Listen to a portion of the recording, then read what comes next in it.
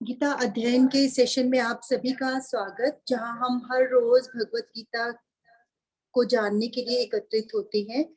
आजकल हम भगवत गीता के दूसरे अध्याय के बारे में जान रहे हैं, और जैसा कि राणा सर अभी ज्वाइन नहीं कर पा रहे हैं, तो हम ज्ञानानंद जी की पुस्तक गीता दर्शन में से उनके द्वारा की गई व्याख्या पढ़ रहे हैं। आज हम पढ़ेंगे श्लोक नंबर 58, जो कि बहुत ही इम्पोर्टेंट श्लोक है। यदा संहर्ते चायं कूर्मोऽङ्गानीव सर्वशः इन्द्रियाणीन्द्रियार्थेभ्यस्तस्य प्रज्ञा प्रतिष्ठिता। हमारे साथ गीतांजलि जी हैं, वो इसकी व्याख्या पढ़ेंगे।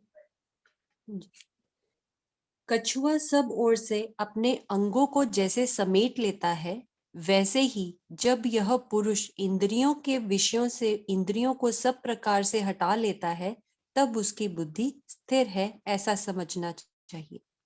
दृष्टांत से सिद्धांत गीता की एक अनूठी शैली है।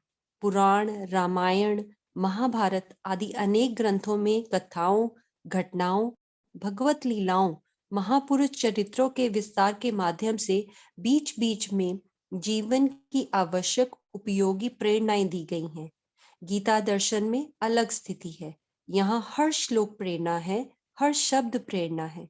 कहीं कहीं कोई प्रेरणा कुछ जटिल या दुरह लगने लग जाती है, अथवा श्री भगवान को लगा कि ये सुगाहर नहीं है, आसानी से समझ कदाचित ना आ पाए जन साधारण को, इसीलिए कोई दृष्टांत साथ में रखा गया।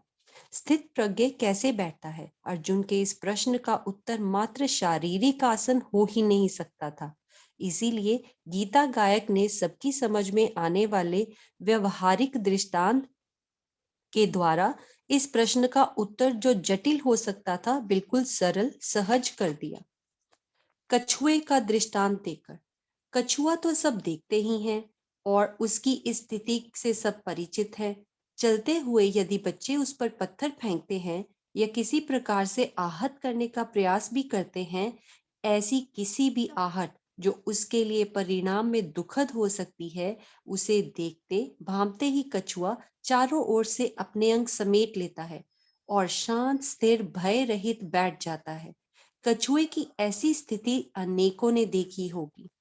चहुं ओर से जैसे कछुआ कोई लेता समेट अपने अंग सभी, हटा ले जो विषयों से अंग अपने, बुद्धि तभी उसकी कायम बने। संसार में इंद्रिय विषयों का जाल फैला हुआ है। त्रिगुणात्मक माया इन इंद्रिय विषयों के माध्यम से जीव को उलझाने का कुचक्र चलाए रखती है। बड़े विचित्र दाव पेच है माया के। बुद्धि यदि स्थिर नहीं है तो निश्चित है कि अविद्या अथवा माया का ये खेल जीव को उलझा ही लेता है अपने में। कहीं जीवा के स्वाद, कहीं आंखों के देखने हेतु लुभावने दृश्य, कहीं कर्ण प्रिय रस संगीत आदि, कहीं सुगंध, रूप, रस, गंध, शब्द, स्पर्श की ये स्थितियां प्राय अपने अधीन कर ही लेती हैं। ऐसी स्थिति में स्थित प्रज्ञ सतर्क, जागरूक, सावधान रहकर अपने अंग समेट लेता है। शांत स्थिर अपने आप में मगन बैठता है। कोई शब्द यदि लगा है कि मेरी एकाग्रता भंग कर सकता है, वहां से अपने को हटा लिया। कहीं आहट हुई कि यह स्वाद, स्पर्श, गंध, दृश्य आदि मेरी आध्यात्मिक साधना में बाधक हो सकता है, उसी समय अपने अंग वहां से वैसे ही समेट लेता है जैसे कछुआ बाहर की किसी आहट से। सचमुच बहुत आनंदमय स्थिति है। अपने आप में, अपने स्वरूप में, भगवत चिंतन में ऐसे समय में शांत स्थिर बैठना, इंद्रियों को उधर ना आकर्षित होने देना, वास्तव में अद्भुत है। और गीता समझाने का ढंग तो और भी अधिक दिव्य। किमा सीत कैसे बैठता है स्थित प्रज्ञ? भगवान श्री कृष्ण साधकों के अन्यतम पथ प्रदर्शक है।